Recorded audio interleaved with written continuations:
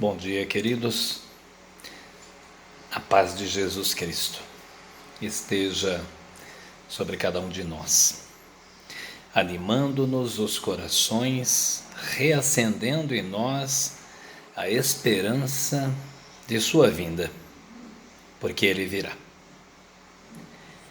Certamente, uma das maiores inquietações da alma humana, quando hoje nós proferimos o Evangelho sobre a terra ou procuramos vivê-lo, declarando o amor de Deus, as suas ternas misericórdias e a promessa do seu retorno, uma das maiores inquietações, digo, é a pergunta que nos fazem: ora, se Deus é bom, se há tanta misericórdia, se há tanto perdão, se há tanta graça, que são oriundos, que emanam, que vêm do Pai, por que Ele permite tantos males sobre esta terra? Por que prosperam os injustos, os maldosos, os maledicentes, os perversos?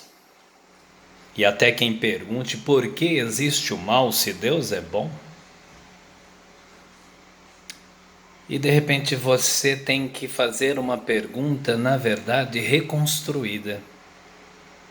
Sim, você tem que perguntar primeiramente para obter uma resposta no mínimo satisfatória. Você tem que perguntar a si mesmo: o que seria de você se não fossem as misericórdias de Deus? O que seria de você se não fosse o perdão e a graça eternos do Pai? Sim, porque todos aqueles que desejam o juízo posto de modo imediato sobre a terra, principalmente aqueles que se dizem seguidores do Senhor e querem o juízo imediato, se esquecem de que foram alvo primeiro da misericórdia, dentro de um tempo, dentro de uma perspectiva, dentro de um espectro de tempo. E se esse juízo já houvera sido aplicado sobre a terra, muito provavelmente muitos de nós não seríamos alcançados pela consciência do amor do Senhor. Agora, que há um tempo determinado, existe um tempo determinado. Um tempo determinado para que as promessas de Deus se cumpram sobre a terra, e quando eu falo promessas, a principal delas diz respeito à volta do Senhor. Este é um tema, este é um assunto, esta é uma perspectiva, esta é uma realidade que não pode se divorciar e se afastar da consciência, do coração de todo aquele que crê. Porque Jesus disse: eis que cedo venho. Jesus disse: não se turbe o vosso coração, vou para o Pai, mas voltarei. A palavra do Senhor declara, por exemplo, na parábola das virgens, Jesus declara que o noivo vem. E bem-aventuradas são as virgens prudentes, são aquelas noivas que aguardam o seu noivo de modo diligente. Não estão isentos de errar, não, nenhum de nós está. Mas de modo diligente, tendo o óleo do Espírito a reaquecer a nossa mente, significa dizer, renovando em nós a esperança da sua vinda. E é maravilhoso compreender que Jesus traçou essa perspectiva, o cumprimento dessa perspectiva e dessa promessa para um momento surpreendente. E isso é interessante de se enxergar. Hoje, mais do que nunca, vemos homens, de modo amplo, geral e mais irrefletidamente, declararem aquilo que Pedro, em sua segunda epístola, escreve: onde está a promessa da sua vinda? Porque desde que os nossos pais morreram, tudo permanece como sempre. Ou seja, mais e mais nós estamos vendo um número crescente de pessoas dizendo: não é verdade, ele não virá.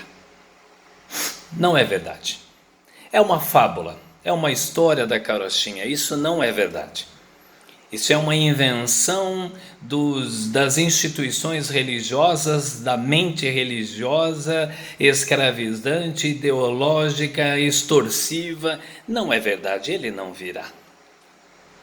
Todavia, não nos esqueçamos nós, que já somos herdeiros, por pura misericórdia de Deus, dessa promessa, de que para o Senhor, 1000 anos é como um dia, e um dia como 1000 anos, consoante disse o profeta Isaías. E mais importante do que isso, guardemos acesas as nossas lâmpadas, guardemos acesa a chama da esperança do seu retorno, porque ele virá. Só que ele virá, como eu disse, de modo surpreendente, como ladrão. E quando ele vier, certamente ele virá no momento em que a alma humana, praticamente a uma só voz, já estará dizendo ou a dizer: é mentira, não é verdade. Assim será como foi nos dias de Noé. Nós somos esta arca que vai sendo construída dia após dia, mas vamos anunciando: ele virá, ele virá, ele virá. Como as muitas águas, ele virá, o juízo virá, mas a redenção também. E no momento em que todos rirem, como disse Pedro, todos escarnecerem, surpreendentemente, o noivo virá. Guarde no seu coração essa promessa, renove em sua alma essa promessa. Afaste-se dos lobos vorazes, que têm pregado não o evangelho, mas a deturpação do evangelho, e una-se aferradamente à palavra e à promessa do Senhor, porque o noivo breve vem. A paz de Deus.